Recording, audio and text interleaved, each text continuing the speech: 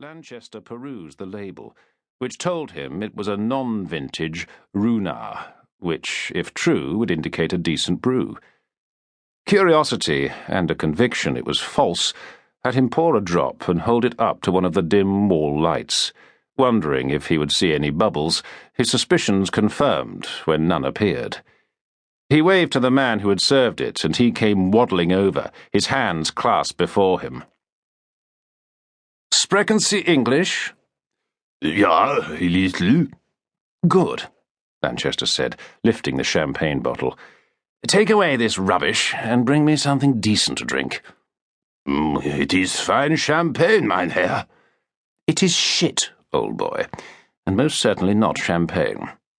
Now, be a good chap and do as I bid. Dish me up a Moselle of the quality Herr Jardine over there might drink. Oh, and when you bring it, make sure it is unopened. Versency?" The waiter, who was either naturally greasy or inclined to excessive perspiration, Lanchester had mentally named him the Slob, looked him up and down.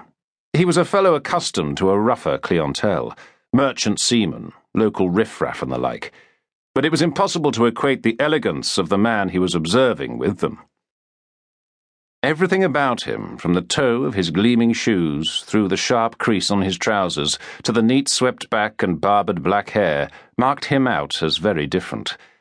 The face, with its somewhat severe features, well-defined nose, high cheekbones, and direct black eyes, merely added to the overall impression of one who was accustomed to getting his way. "And please do not try to cheat me, old son, or you'll find yourself occupying a cell in Davidstrasse." The eyes of the Slob narrowed, trying to figure out, Lanchester supposed, if in mentioning the St. Pauli police station he was bluffing. The slight smile he wore was designed to hint at assurance, and it worked. The man nodded and went to do as he was asked.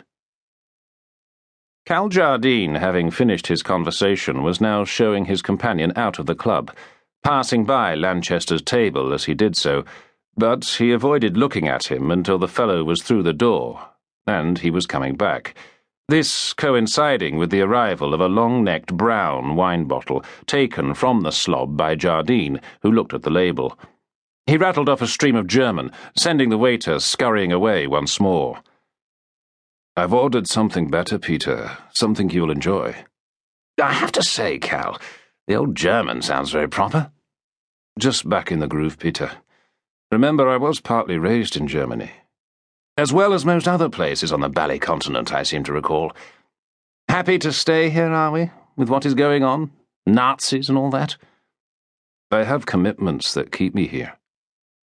"Are you going to sit down, Cal? I do so hate looking up at people. It makes me feel as if I'm back at school." Jardine sat down as the Slob returned, with a bottle poking out of an ice bucket, 2 glasses, one of which was picked up to see if it was clean. That followed by a sharp nod which sent the man away. While that was happening, Peter Lanchester, in the way of a man who has not seen someone for years, examined Jardine. Still a handsome bugger, he thought, with the build of a rugby back row he had once been, a hard man who lived a testing life, the face lean, with the scars to prove it faintly evident on brow and jaw. Then the piercing blue eyes under those pale eyebrows and lashes were on him. "Let's leave it to chill, Peter, shall we? And while it does, perhaps you'll tell me what the hell you are doing here in Hamburg." "Why, Cal, old boy, I've come to find you. I was told this was where you did business, and it seems I was correctly informed, though I have to say it is not the most salubrious emporium I've ever been in." "I prefer discretion to decor, Peter, and this is very discreet." "As is the whole area, Cal.